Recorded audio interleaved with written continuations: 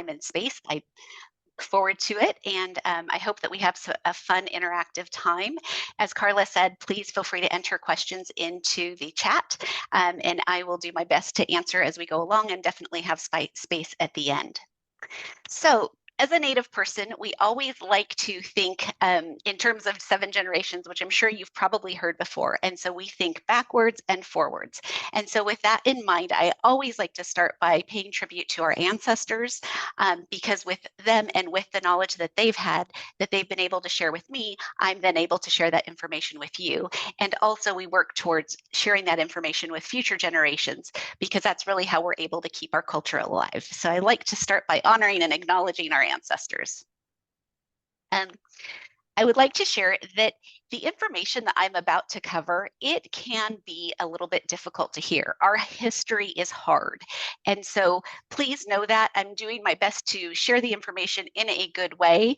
But some of the information is hard and troubling, and sometimes it's new information for people. Sometimes people are already know it. But I'm going to share with you the information that I have that's to the best of my knowledge, and really hope that, you know, at the end we can really have some conversation about how there's hope in doing things like land acknowledgements and able to move us forward with different things that we're seeing in our society. I also want to share, since we moved this over to Zoom, we decided to add a fun quiz at the end. We're going to do a Menti quiz at the end. And so that will hopefully make it fun and interactive as well. So I would say pay attention to some of the key details, because there will be a quiz on this at the end. So thank you guys so much again. All right, so I want to start with, what is our land? What is the landscape that we have? So the Gabrieleno-Tongva are the first people of Los Angeles, the greater Orange County area, and the 4 Southern Channel Islands. So just kind of broadly speaking, we border from the south of the San Fernando Valley along the foothills, and then go along the border of San Bernardino and Riverside. And our southernmost border would be Aliso Creek in Orange County. So this map gives a good idea of spacing as to the lands that we cover. Now, this is an example or an artist depiction of what our life looked like before colonization. I often say that this is when we were living our best life. And the reason that I say that is we were living in harmony with Mother Earth, and we were able to work with all of the resources that were available to us. We were able to trade. So because we covered such a vast area of what's known today as Los Angeles, we had villages as far as in the mountains and all the way to the ocean. And because of that, we had a lot of natural gifts that were given to us that we were able to use for trading.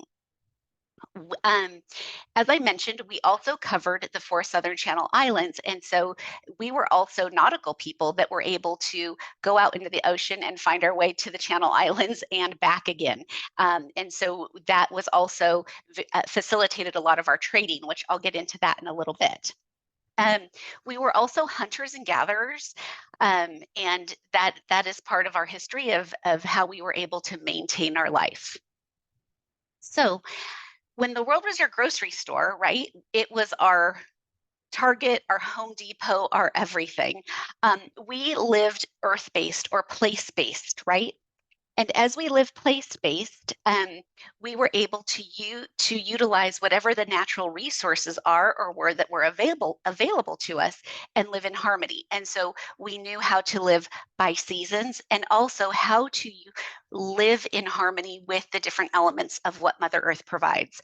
So using wind, fire, water, and using those things in an appropriate way that was able to cultivate our life in a way that we were able to sustain ourselves and live in balance and harmony with the environment.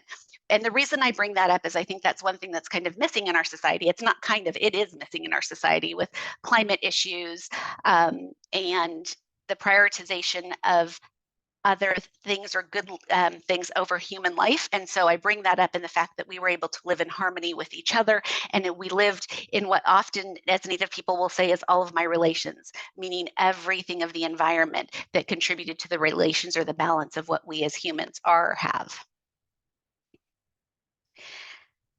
Our food source was abundant, and that was definitely a blessing for our people. Our main staple of how we lived was through acorns. And I'm going to share a little bit more about acorns in a minute. But we were able to, eat meats, seafood, nuts, and berries, a lot of foods that were rich in proteins, vitamins, and minerals. And as I mentioned, because of the Channel Islands, we had a lot of seafood, different options that were available to us. And one of the items that we were able to eat that's not so widely available now was abalone. And that's what you see at the bottom picture. And abalone, we were able to use the shell as well for plates, for spoons, for jewelry, for on our regalia, but also eating the meat inside of the abalone as well. Um, we would eat rabbit and deer, and the rabbit skin would actually be something that we would sew together and use that as quilts for ourselves as well. So, I wanted to spend a few minutes talking about acorns just because they were so important to our people. So, acorns are processed, and we had a way of processing them. And the left side shows a depiction, an artist depiction. It's actually one of our tribal members of how we did the processing. However, I thought it would be fun to share as well. Just this last weekend, the acorns all dropped. And so we did a gathering where we mashed the acorns, took out the seeds, and did the leaching process to get the tannins out.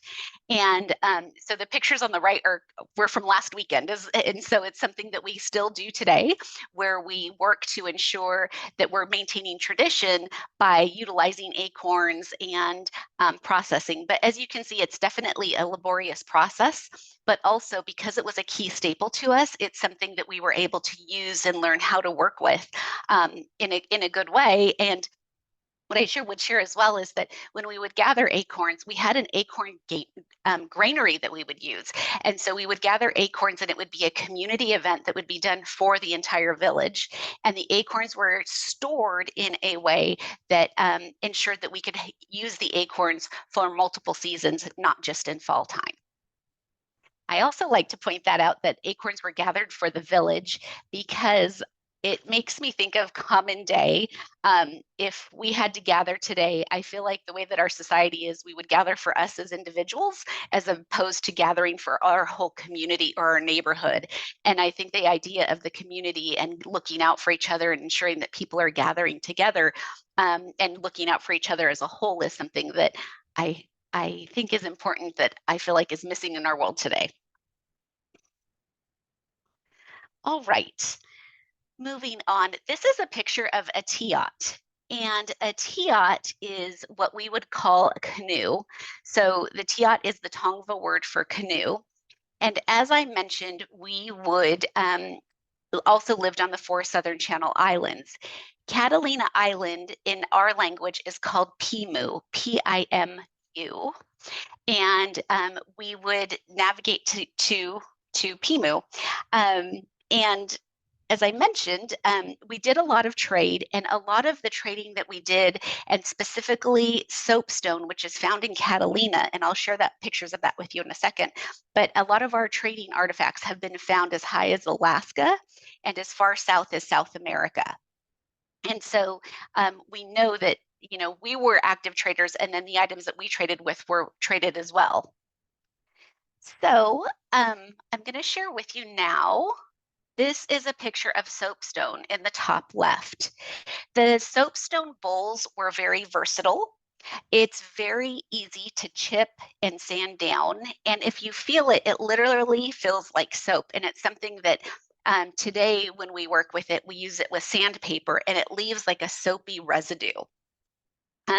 But through the soapstone, we would make pendants, bowls, kitchen towels. There's a lot of different things that we could do with the soapstone. And the soapstone could be heated, which made it important to us as well. And as I mentioned, this was found on Catalina, and something that was traded, or Pimu, and something that we found that has been traded quite a bit beyond our local area.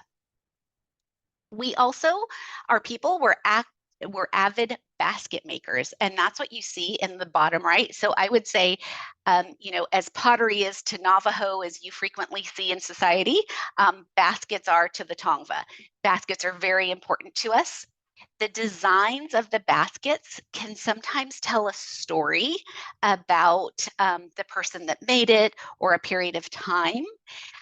Baskets were woven so carefully that they could even be made watertight. Now, there's two ways that they could have been made watertight. One is by how tightly the baskets were woven. The other way is that La Brea Tar Pits is in the Los Angeles area, and the tar was sometimes used inside the baskets, and that would help to ensure that the baskets were waterproof. Traditionally, this was seen as a skill that women would do. However, now it's open and we welcome everybody to participate in basket making.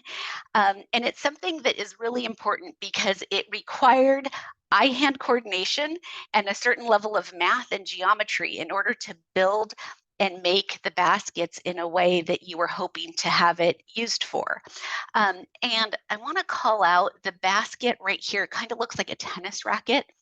This was important to us for seed gathering.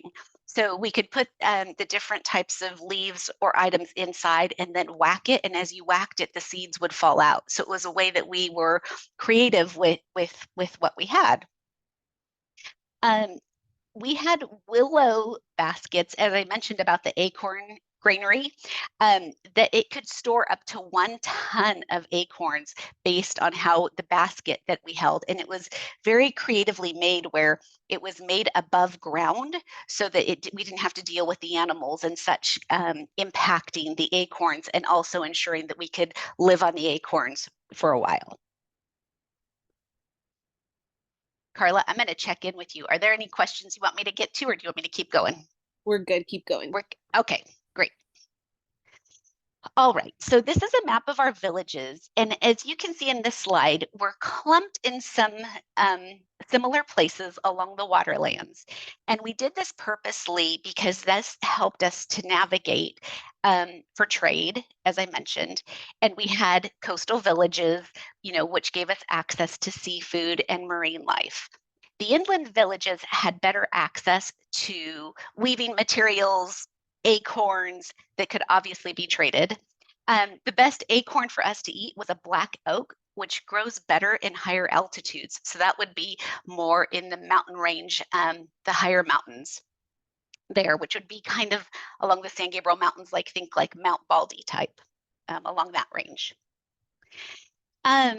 It is important for me to call out Pavungna, which is in Long Beach, and you'll see it right here. That actually is on the campus of Cal State Long Beach, and that's a sacred site for us. The reason that it's sacred is that there is a prophet of ours that is named Chichinich, and that is the spiritual, if you will, birthplace of the Gabrieleno-Tongva, and a lot of California natives in our area use that area reference that area as their birthplace as well, that the creation story began. And so I want to make sure that I call out Pavungna. And I would say that, people that are often active with Native American issues in our area are often see that there is, a lot of activity going on around Pavungna to protect Pavungna. There is a land space that has been protected, but sometimes there's walks or runs or walks with the ancestors that are held there to help raise money to ensure that we're able to keep that area in a nice way. Oh, and I also want to recommend in the springtime, Cal State Long Beach has an annual powwow, and it's not specifically at Pavungna, it's actually on the campus, but I would keep your eye out for that because it's a great powwow to attend in that local area. All right. We sometimes get questions about the name Tongva or Gabrieleno, how to spell Gabrieleno. And so I thought it would be a good idea to share this. This is a document that came from the Bancroft Library, which is in Berkeley. And it's a documentation that we believe was documented in the late 1800s. And I want to call out at the top how it says Tongva there and Gabrieleno. And in our area, there are many Tongva place names, and words that you may not be aware are Gabrieleno or Tongva words. So a few that are listed here: Cahuenga, Topanga, Azusa, Cucamonga. Anytime you see an NGA, it is likely, highly likely, it's a Tongva word in Southern California. So I like to call that out because sometimes we're saying words that we weren't even aware are Tongva words, unless you have that awareness. So I thought it's always a fun thing to share with people that we do have Tongva words that still exist on this land, even though you may not know that. All right. So I thought I would take a few minutes and talk about our tribe. So, as I mentioned, we are the original inhabitants of the LA and Orange County area. And the tribal name is Gaviolino, which is a Spanish derivative, and for San Gabriel, for the San Gabriel mission. You will sometimes see it spelled with an INO at the end, sometimes an ENO at the end, and sometimes with an NY or without an NY. We typically go with ENO and with or without the NY, but that's how our tribe traditionally spells it. And the reason that we spell it that way is for two reasons. One, it is how Gaviolino is spelled in the mission records. And the second reason is for those that have a certified degree of Indian blood, like my family, in our government paperwork, it is specified as ENO. Now, as I mentioned, I have government paperwork that shows that I have a certified degree of Indian blood and it's Gaviolino. And I, as an individual, have that. However, our tribe as a whole lacks federal recognition. So, what does that mean to us in our tribe? What that means to us is if there is an ancestor that's found in our geographic area, we do not have the ability to have access to that ancestor to reinter back into the land. That ancestor has to go back to a federally recognized tribe, and we have to have a relationship with a federally recognized tribe, which would then give us the ancestor for us to enter back into the ancestral homeland of the ancestor. So that's just one of many. I often get the question, why are you not federally recognized? We could do a whole other session that would be like an hour plus on that. The high level, what I would say is that a lot of it is politics. The land that we live on in Los Angeles is very valuable. As you all know, trying to pay rent or buy a house for the first time, the land is very expensive in LA and Orange County. And because of the value of the land, something that would happen if we were federally recognized is that we would get a land grant back. In addition to that, it would also mean, if we were federally recognized, it could potentially mean, I should say, that we could potentially have a casino. And I'm sure you could view that there would be a lot of opposition from, let's say, Vegas, because they wouldn't want a casino in Los Angeles and it would take away from business in Vegas. So there's a lot of different types of politics and reasons as to why we're not federally recognized. But it is definitely a problem for us. And what I would say is our tribe specifically, we really try to focus in on cultural preservation and education. So the cultural preservation, one item that I would say is like basket weaving that I shared with you earlier. We still have a lot of tribal members that are avid basket weavers, and then doing education sessions like this to ensure that people know our presence, that we are here. And as we say in our language, it's Equishem, which means we are here. The other thing I failed to mention that would be important is the word Tongva. The word Tongva means people of the earth. And so because, as I started out in the beginning and sharing that we had such a deep relationship with the earth, we are people of the earth, and that's how we define ourselves. The other item I do want to mention as well is that in 1994, our tribe received state recognition, which means that, the state did recognize that we are the tribe of Los Angeles and Orange County. However, without the federal recognition, a lot of the benefits that you often hear that come to Native Americans it is not granted to us. It is simply a piece of paper that it documents the fact that we are the state tribe. All right, I want to move now on to talking about the San Gabriel mission. So the San Gabriel mission was really important to us from the perspective that it it provided quite a bit for us. And it was also traumatic to our people as well. So our people, as I mentioned, out of Pavungna, there was one prophet, and so we were monotheistic people, and we were traders. And so because of us being focused on one God and traders, we were very personal. We were known for being very personable people. And when the mission or the colonization happened, it was very detrimental to our people. We lost traditional language. We lost the ability to sing songs. We lost our ability for a lot of crafting and things like that. And basically, what happened is we were enslaved, and we had the option of being converted or not. And if we chose not, then we lost life. And so to this day, we estimate that there are 6,000 ancestors that are around the San Gabriel mission area. Our tribe still holds a relationship with the mission. And sometimes people are asked, why? Why would you still hold a relationship with the mission based on the history of what happened? And what I would say about that is that fast forward to current day, and the mission has been important to us because they have a lot of record keeping and access to a lot of records that is valuable for the tribe.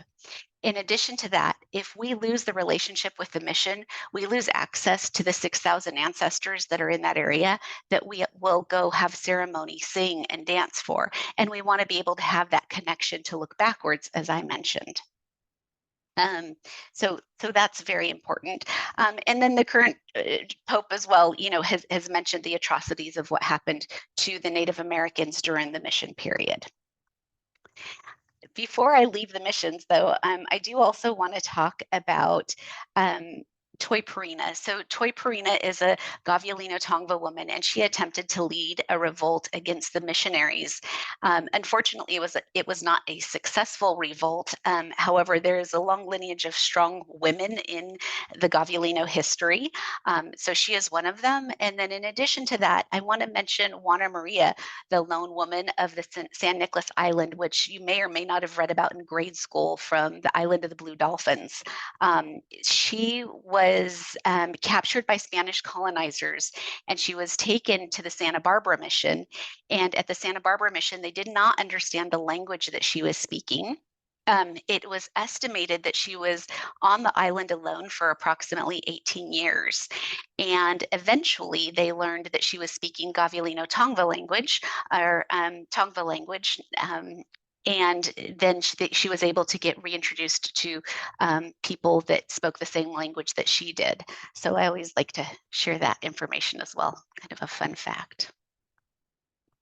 So moving on, after the missions turned into presarios for the military force, and that was led to additional enslavement of Native Americans. This was around the time of the Mexican War, and ranchos were created during the uncertainty and during this area. Concessions of the land from 1785 to 1846 granted Mexican war vets access to ranchos and surrounding land. So it was basically a land grab at that time. And Native Americans at that time were laborers of the land. What happened after that, and please know I'm going very high level just due to the time that we have. There's obviously a ton of detail in each one of these specific areas where we could spend a ton of time, but I want to make sure we have time for all of our good activities. California became a state. This is where I would say that things got much worse for our people. As I mentioned already, the value of the land here, the land is very valuable, and the Los Angeles area is one of the largest metropolitan areas of our country for a reason. Good weather, easy to grow agriculture, etc.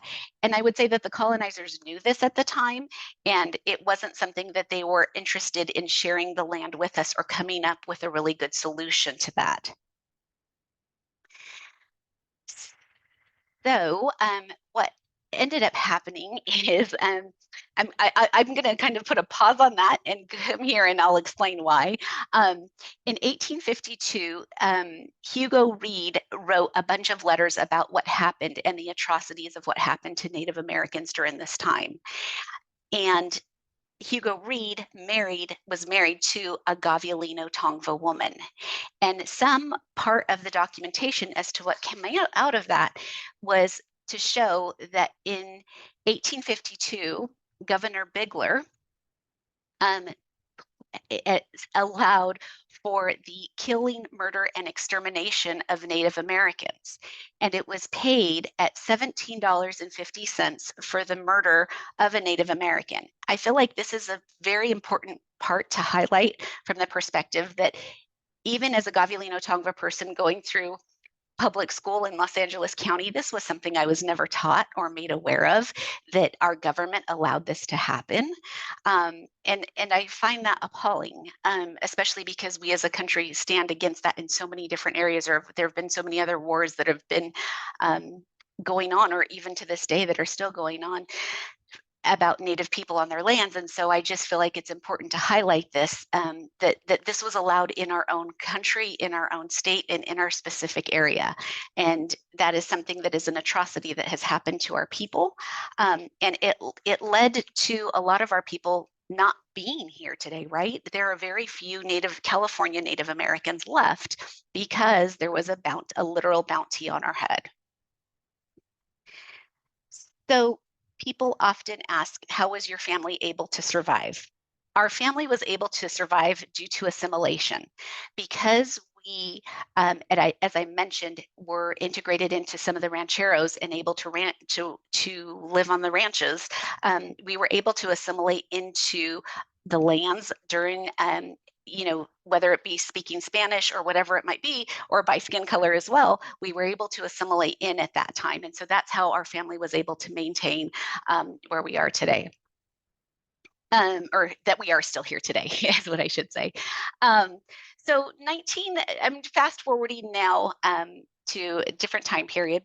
So 1903 to 1940 was a time period that we had some recording of our history that happened through songs and some wax seals that contain our language and songs still to this day. In 1940, Fred Morales, also known as Sparky, became the chief of the tribe. And I also think it's very important to highlight that in 1924, there was the Indian Citizenship Act, which allowed Native Americans to become citizens into this country. And that always boggles my mind because we were the first people here, and yet an act had to happen not even 100 years ago, right? In order to allow us to be citizens in this country and to have the voting right in this country. 1940 to 1995, there was, the addition, the continued presence that we had.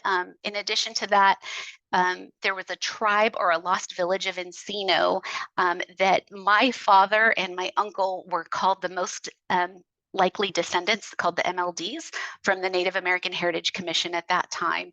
And so it's an area in the 80s that we went and we were able to do ceremony and be a part of the excavation that happened at that time. I also like to call out that during this time period was the Freedom Act of 1978, the Religious Freedom Act. And so part of what happened to our people, what with the loss of culture and language, was the fact that us performing any type of religious activities became something that we were not allowed to do. And so in 1978, we were then granted the ability to go back to doing some religious ceremony. And I think it's a very important to document or show the fact that we had such a long period of time that was taken away from us. And it's, fairly recent times in the last 50 years that we were able to get that back, to be able to have our being able to practice in a religious or ceremony way. I would also say that so Sparky Morales, he had passed away, and then our tribal chairperson is now Chief Anthony Red Blood Morales, and he is still our chief today. And the good thing that happened in the 90s is that we had somewhat of a resurgence. So we had dancers that were able to come back up. And sometimes you'll see our dancers around. A good example would be the Aquarium of the Pacific around late September, early October. There's typically an activity there that our dancers will dance there. So that's something that's great that's happened. We had the opening of a youth center in El Monte that happened in the 90s, and due to COVID, unfortunately, it was shut down. But that being said, we still do have a tribal office and operate, as a tribe still to this day. There were some fun activities that happened through the time and through the resurgence, and increased awareness and us trying to continue to stay active. Our the chief of our tribe was able to meet Johnny Depp when he was doing a local movie, which is fun.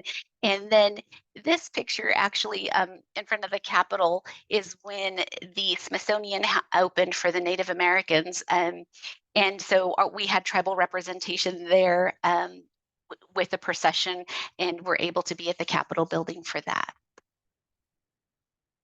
So as I shared with you, in our language, we say Equishem, which means that we're here. And there are a lot of ways that you can see our presence and acknowledge that we are here. And with that, I want to share that there are some fun ways as well. There's a series on Netflix that it talks about ghost stories of different cities, and one of them talks about Los Angeles, and specifically Tovangar. Tovangar is the area of the Los Angeles and Orange County area, and so there's a story that speaks about Tovangar. This up here is Bialva, and she was one of our first tribal female leaders of present day. And there was a really cool activity that happened at the end of last year where there was a virtual reality activity that happened that you could see her presence all around Grand Park with a certain application. And so it's always fun to share that there's cool things like that that have happened. Going again to more recent news, in 2019, Governor Newsom apologized for the atrocities that have happened to Native Americans. And it's important to call out that Assemblyman James Ramos, who is from the Inland Empire, he is the only Native American that's a part of the California legislature today, but he also holds a very important part. And I think that he's helped facilitate a lot of these activities that happen to right some of the wrongs that have happened against our people. Another fun share that I don't have in the slide deck just yet, but a fun share is that I personally worked with Assemblyman Chris Holden, and there was a bill called AB 776, and it was to rename the 210 freeway from the Foothill Freeway to the Southern California Native American Highway. And as you go along the freeway, it would list the tribal lands that you're driving through. So it would start in Fernandino to Tavium. Majority of the freeway is Gabrieleno-Tongva, and then ends in Serrano. And Governor Newsom signed that bill on Indigenous Peoples Day this year, which was a great testament to bringing the visibility of Native Americans in the state.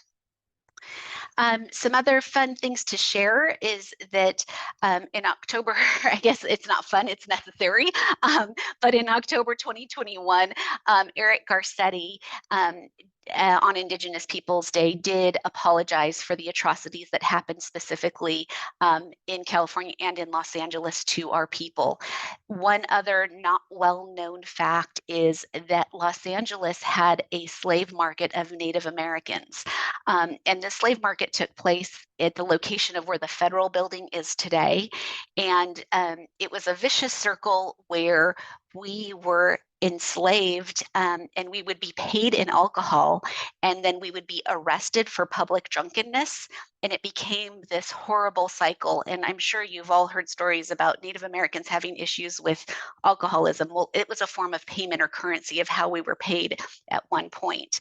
And the slave market is where after we had the weekend to sober up, in order to pay it off, or the restitution is we would go back onto the slave market. And so it was a horrible cycle of what happened specifically on this land, and again, something that's not very well known. So present day, where do we sit? We are lacking federal recognition. We are doing our best to revitalize through crafts and language, like I shared with the basket weaving, or using our language like Pimu or Miha, Aweshkonohe, doing the best we can. And we're working to ensure that we're getting our land back, because so much was taken from our people throughout the time, through centuries, that we're doing our best to patchwork back what we can and educate ourselves and educate others about the fact that we are still here. We have a presence here, and that bringing awareness to the first people of the land that we're on. Now, some areas or ways that you can get some additional information. There is a book called Cooking the Native Way that has a lot of great recipes for California native plants and using chia seed and such. There are a lot of videos that are available. I mentioned Island of the School of the Blue Dolphins, and then the City of Ghosts. Now, we're nearing on time, and I want to make sure we have time for the Menti. So I'm going to go through a couple of the remaining slides really fast. So please bear with me. But then hopefully we'll have a sufficient time to do the Menti at the end. It's really important when I speak to people, especially adults, to talk about white sage. So white sage is something that is used for us as a matter of ceremony. And what has happened is that there are wholesalers that exploit migrant workers to gather sage where it grows in federally protected areas like the Etowanda Preserve in the Inland Valley. And then what happens is the migrant workers are the ones that are prosecuted. However, they are not the ones that are going to reap the benefits of gathering the white sage. The white sage can be sold anywhere from, Whole Foods to Sprouts to Alvera Street. However, what we believe as Native people is that at the point that money is exchanged for white sage, it loses its value and its blessing, because it is a gift from Mother Earth, and so no money should be exchanged for that. So what we recommend is that you grow your own white sage, that please don't purchase it from a public, grocery store or something like that. We have an Instagram page that's dedicated to protecting white sage. There are certain places that will sell white sage that cultivate it in a good way. I would say that if you're not able to grow it yourself, I recommend you buy it from someplace that has a specific farm and you're buying it direct from a seller as opposed to from a large reseller. Okay. Another thing I want to talk about is where we're at today in regards to land acknowledgements. I want to focus on that really quick. I often get the question of who can do land acknowledgements. I would say anyone can do a land acknowledgement that has taken the time to educate themselves about the land that they're on. Why do we do land acknowledgements? Because it's a form of reconciliation and healing for our land.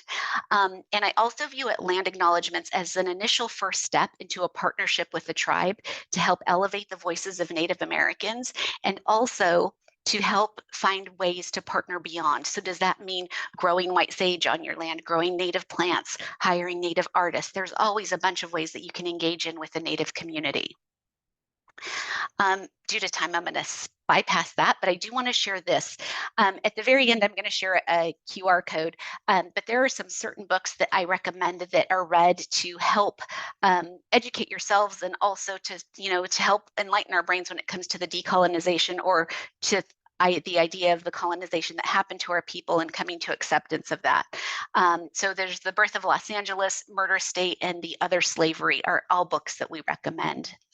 And there are also ways to educate yourself in more friendly ways, YouTube videos, and then a lot of people like Res Dogs, which has become a recent popular series. My only caveat on Res Dogs is that they do come to Los Angeles and they call it Chumash land.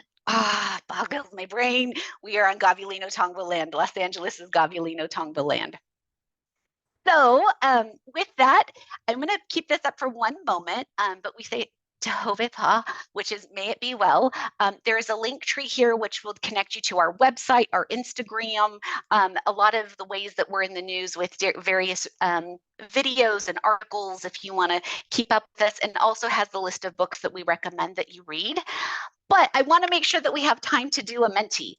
So if you want to use the QR code, or the code is 95645814. And how we're going to do this, I want to say there's like 8 questions, there might be 10, but we're going to say first prize is a sweatshirt, second prize is a t-shirt, and third prize is a sticker. And so I want to move us to that really quick. So bear with me as I change screens. Carla, can you grab the link if you don't mind, or put those details in chat?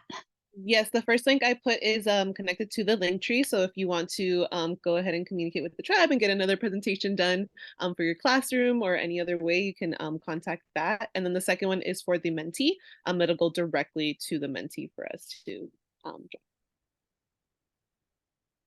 Okay.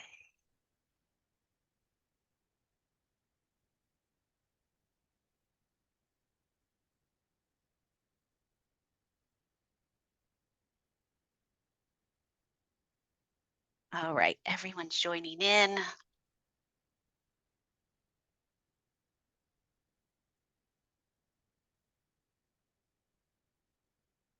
And I want to just, as everyone logs in, I just want to say thank you guys so much for your time and for sharing this time and space with me. I've enjoyed it. I hope you guys have too. I appreciate your engagement. And if you can, please, if you're going to say this at the beginning and I'll say it at the end, if you are the winner, please put your contact information in to a private chat to either Carla or myself, and we'll gather that, and then we'll reach out to you to make sure that you get your prize. And then once we do this, we'll have just like, I think there was 2 questions we wanted to just cover once we complete this portion. Okay, for the sake of time, are you good if I get started, Carla? Yeah, of course. Okay. Oh,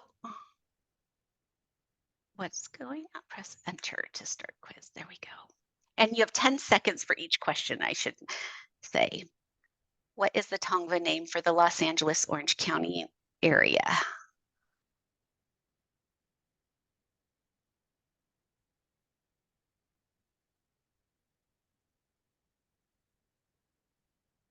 All right, the right answer is Tovangar. Next question.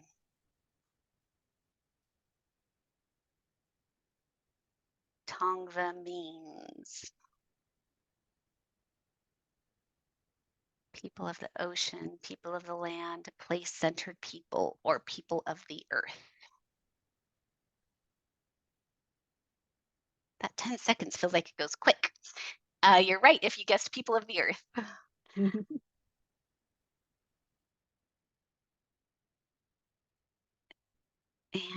what is the Tongva word for Catalina? Tongva, Tovangar, Pimu, or Catalina?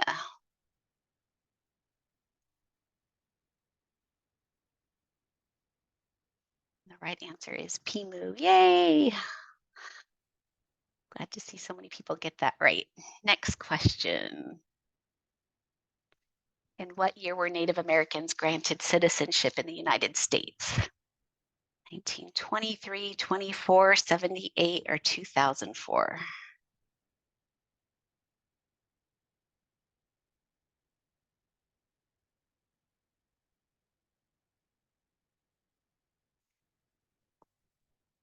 The correct answer on that is 1924. 19 people got it right, which is great. I'm not sure what happened there with the let's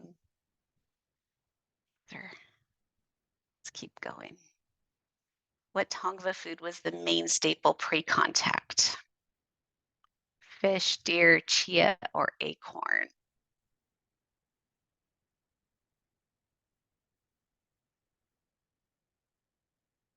Acorn, great.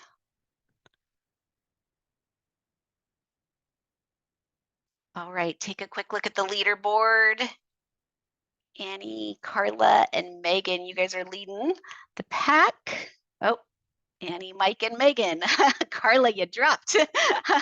All right, let's keep going. We have a few more questions. 3 more questions, 6 out of 9. What California governor apologized to the harms endured to the first people of California? Brown, Newsom, Schwarzenegger, or Davis?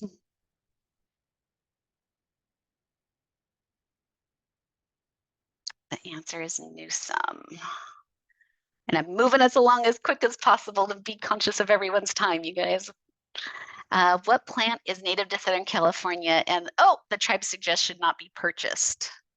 Toyon, yerba santa, California poppy, or white sage. Great. White sage is correct. And what did Governor Bigler in 1852 make illegal? The killing, murder, and extermination of California natives, to marry a Native American, participate in ceremony, or land ownership. Fortunately, yes, 18 people have that right. And the last question, what Gabrieleno-Tongva, are Gabrieleno-Tongva still on this land today? No, they're not sure, or yes, they are.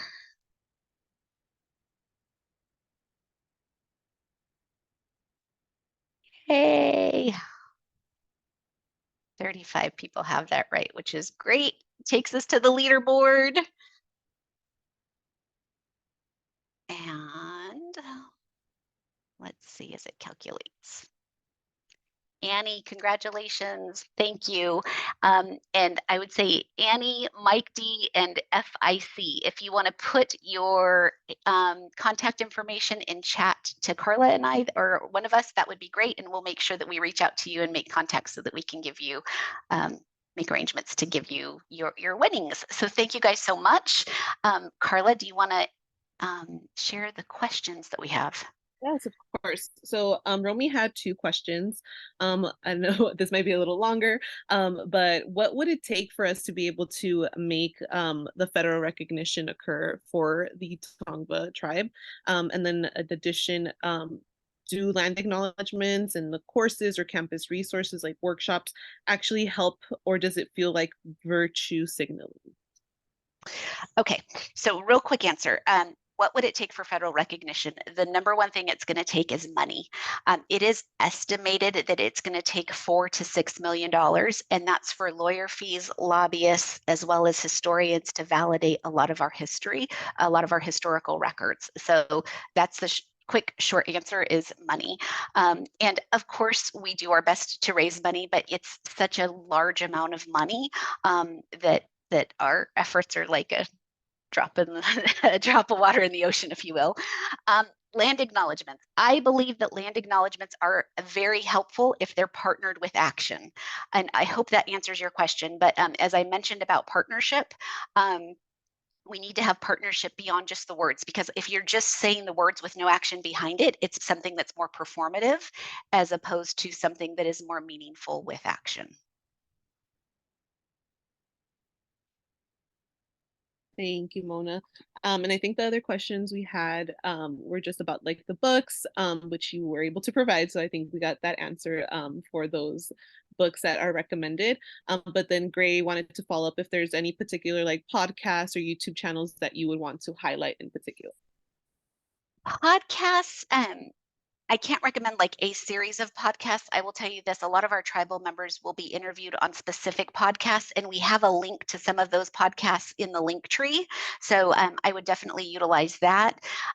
YouTube channels, I can't think of any. I can tell you that as we do presentations, a lot of times, like I think you guys might put this out on your YouTube channel, but I can't think of a specific channel. But I would just say keep up with the link tree, because the link tree is an area where we constantly are updating with a lot of our activities, and we post a lot of that on our Instagram with a lot of the different activities and things that we're doing out in the community. Does anyone else have any other questions for Mona today?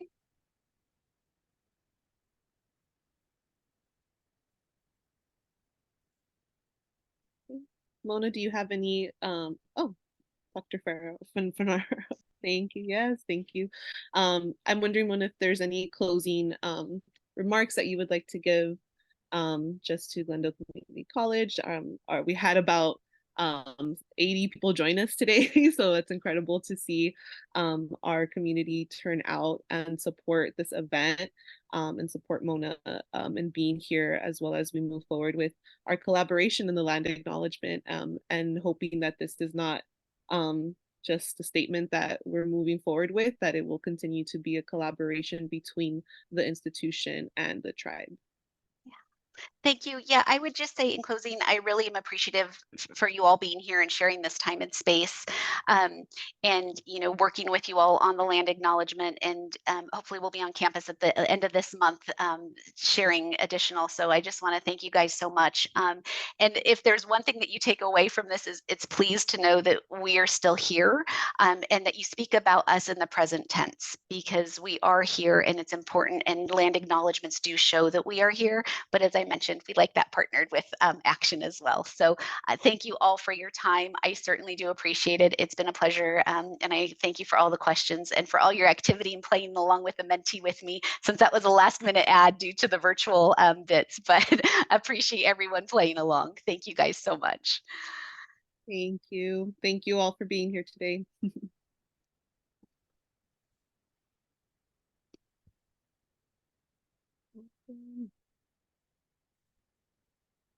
Yes, incredible. Thank you all.